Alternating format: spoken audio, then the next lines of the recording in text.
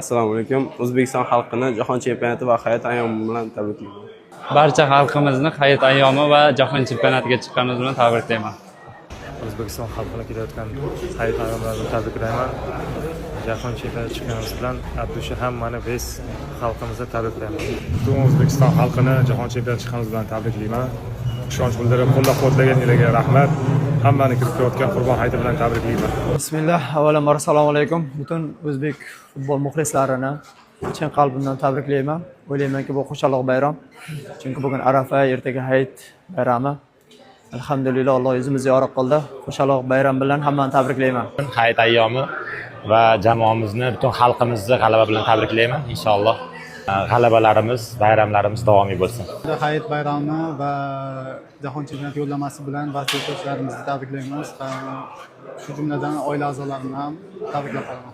Assalomu alaykum. Barcha O'zbekiston xalqini Jahon chempionati yo'llanmasi bilan hamda Qurbon hayiti bayrami bilan tabriklayman.